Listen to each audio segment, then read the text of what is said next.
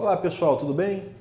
Nós estamos aqui no meio das gravações do curso de Lógica de Comandos Elétricos e em conversa com o pessoal aqui, a gente estava até rindo um pouquinho, surgiu uma questão e eu achei interessante de colocar essa questão, por isso eu resolvi fazer esse vídeo, colocar aí para vocês disponível, porque é um assunto de interesse, né, para a área técnica e muitos não sabem diferenciar muito como é que funciona esse assunto.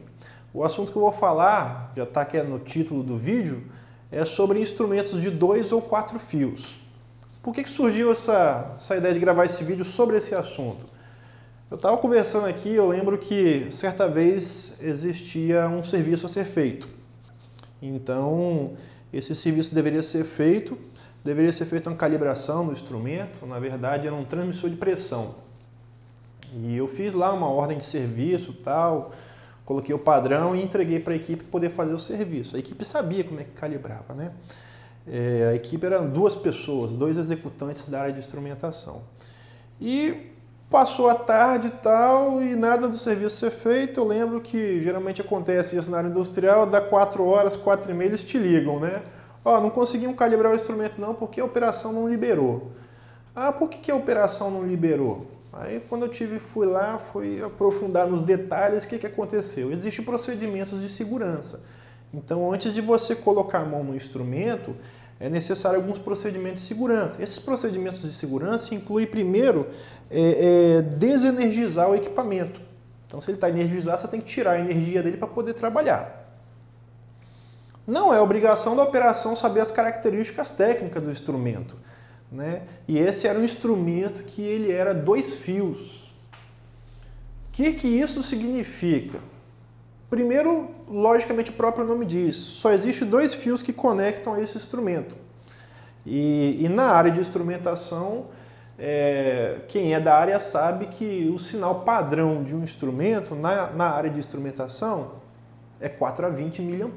Mas existe outros, 0 a 10 e tal, mas a maioria utilizada dos instrumentos hoje é 4 a 20 mA. E se ele só tem 2 fios, significa que esse instrumento ele não tem uma alimentação independente. Eu não tenho 24 volts, 12 volts, 48, 110 volts nele. Só tem 2 fios medindo ali a corrente, que seria o sinal que ele está gerando, e uma alimentação com um valor muito baixo. É tão baixo que não tem risco algum ao ser humano em tocar ali naquele equipamento. Mas a operação não sabe disso, também não tem obrigação de saber, ela tem que saber aspectos operacionais, né? E também os técnicos ali não souberam argumentar com a operação, o que era instrumento a 2 ou 4 fios, parece que nem eles mesmos sabiam a diferença, né? Então eu resolvi falar um pouquinho sobre isso, porque é interessante e talvez até explicar sobre isso. Bom, eu vou desenhar, estou aqui na frente do quadro, vou utilizar o quadro para poder desenhar um exemplo de aplicação numa área industrial, né? Eu vou fazer aqui parte de um PLC, certo? Então, vamos fazer aqui um PLC, somente um canal de entrada. Suponhamos que esse canal de entrada aqui, esse PLC tem um canal de entrada analógico, né? Analógico input. E tem aqui, ó, ele vai receber aqui um fio no positivo, um fio no negativo, e esse fio aqui vai percorrer uma corrente de 4 a 20, modulando. Por que modulando? Porque geralmente na instrumentação esse é o sinal padrão, né? Para 0 a 100%, vou colocar aqui 0 a 100% do valor de medição do instrumento. 0 a 100% de quê? Não sei, depende do instrumento. Eu posso ter um medidor de pressão medindo de 0 a 1 kg. Eu posso ter outro medidor de pressão medindo de 0 a 500 milímetros de coluna d'água. Eu posso ter um transmissor de vazão medindo de 0 a 100 litros por minuto ou de 0 a 3.000 metros cúbicos. Então, independente da unidade de medição, né, atente-se que num sinal, numa medição dele de 0 a 100% do que ele está medindo, ele vai variar de 4 mA até 20 mA, certo? Então, se ele está aqui em 50% da medição dele, ele vai estar aqui também em 50% da medição dele. Né? 4 mais 8, 12. Então você coloca aqui 12 mA. Certo? Beleza. Então o que acontece? Vamos fazer aqui uma simbologia. Desculpa, assim não. Vamos fazer a simbologia aqui do conector do instrumento. Eu tenho o instrumento aqui.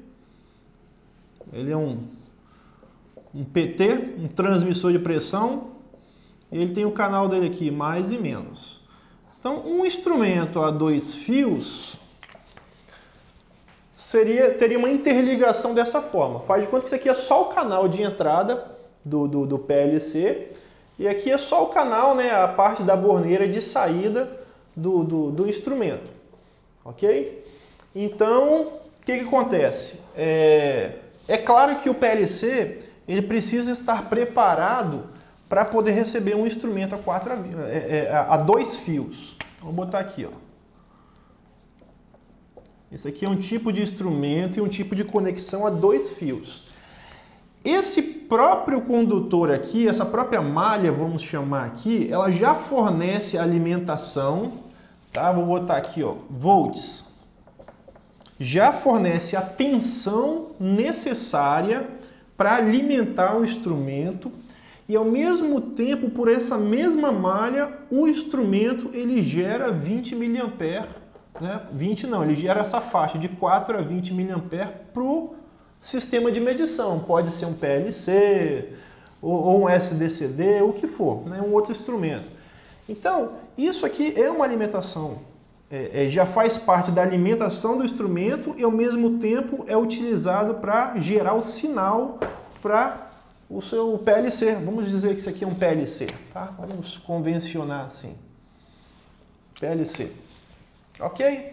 Então, quando o instrumento estiver lá fazendo a medição dele, seja o que for, 0 a 1 kg, 0 a 10 kg, tal, ele vai gerar o sinal proporcional à medição dele nesse mesmo condutor. Existem alguns instrumentos que é impossível você alimentá-lo no mesmo cabo e gerar o sinal. Por quê? Depende das características do instrumento. Às vezes tem instrumento que ele precisa de um pouco mais de potência. Às vezes o sensor dele, que vai fazer a medição, ele tem um princípio de funcionamento que envolve outras grandezas. Então isso às vezes requer um pouco mais, talvez, de potência para poder alimentá-lo, ou talvez requer que a alimentação seja separada do sinal. Um grande exemplo disso, vou apagar aqui, né, conforme já foi explicado isso aqui. Um grande exemplo disso, por exemplo, talvez seja um medidor de vazão do tipo eletromagnético. Né? Medição de vazão, existe várias formas de medir vazão. Até mesmo um transmissor de pressão diferencial você pode medir uma vazão. Mas vamos falar do medidor de vazão eletromagnético. Primeiro, quais as vantagens do medidor de vazão eletromagnético?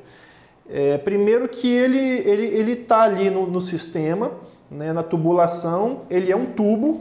Né, você tem aqui, por exemplo, uma tubulação. E o medidor, ele é como se fosse um anel. Você olhando ele, né, no outro corte, é como se fosse isso aqui, ó. Tá? Eu tenho aqui, ó. Ele é assim. Então ele não interfere em nada no processo, não dá perda de carga, tal. Ele cria aqui um campo magnético e quando a água que passa, o fluido que passa por ele, né, gera ali uma variação no campo dele, ele faz essas medições, a grosso modo falando isso. Porém, a constituição do transmissor geralmente funciona assim. Eu tenho aqui uma parte eletrônica,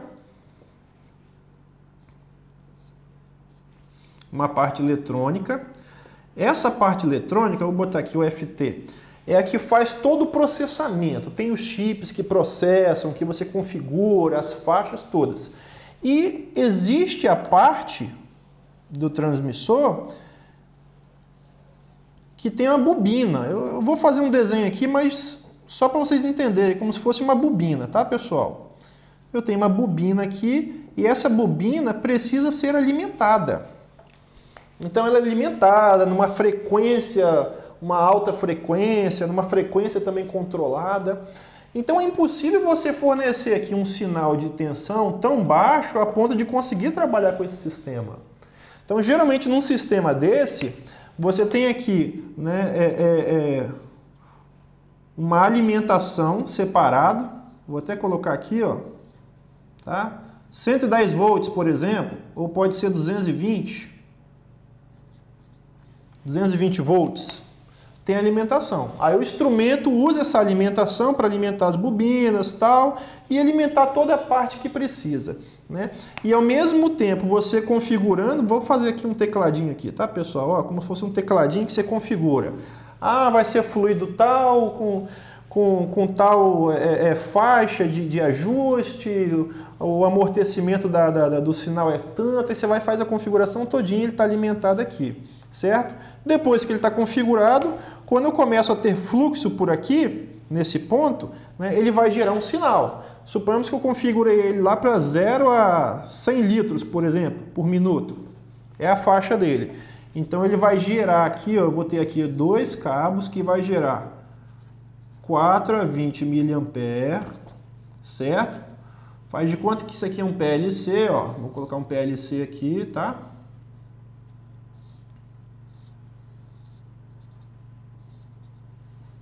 Mais e menos. Entrada, né, analógica de um PLC. Ok? Então, eu pego aqui, ó, eu tenho uma alimentação desse instrumento e através dessa alimentação ele faz toda a parte dele de processamento, tudo que ele precisa.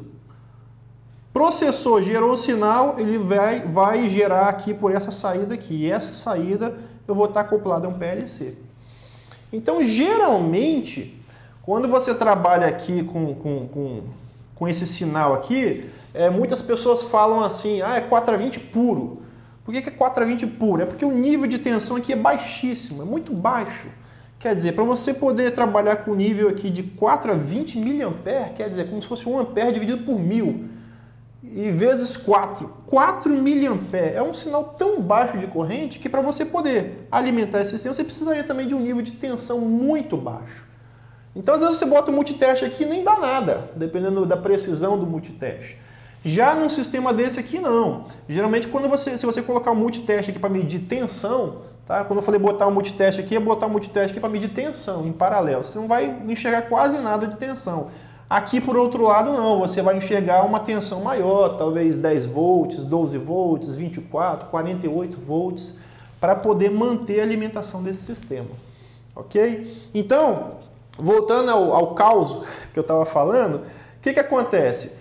Se eu tenho um instrumento com essas características, esse aqui é um que eu citei, tá, pessoal? Existem outros, né, Coriolis, outro tipo de medição que precisa também, o princípio de medição dele, alguns são por vibração, ele vibram alguns tubos e para vibrar ele precisa deslocar uma bobina e para deslocar essa bobina ele precisa de alimentação um pouco mais forte, precisa de corrente alternada também.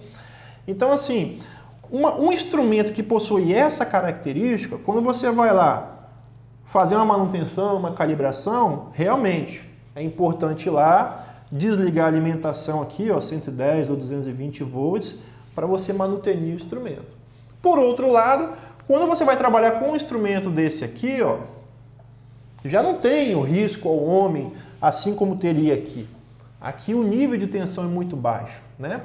É claro que, por precaução, muitas vezes existe algum sisteminha aqui que você pode seccionar, talvez, para poder abrir essa malha e não haver risco de fechar um curto, né? Porque se esse condutor encosta aqui, se eu estou tendo uma alimentação, talvez eu possa queimar uma entrada do PLC. Então, mais por precaução de processo e equipamento, não por risco ao homem. Então, só para vocês agora concluírem o assunto, essa é a diferença de instrumento a 2 fios, né? E eu vou colocar aqui o instrumento a 4 fios. Concluindo, instrumento a 2 fios. Você só tem 2 fios realmente e a alimentação e o sinal caminham juntos, pelos mesmos condutores. Instrumento a 4 fios, você vai ter realmente 4 fios também.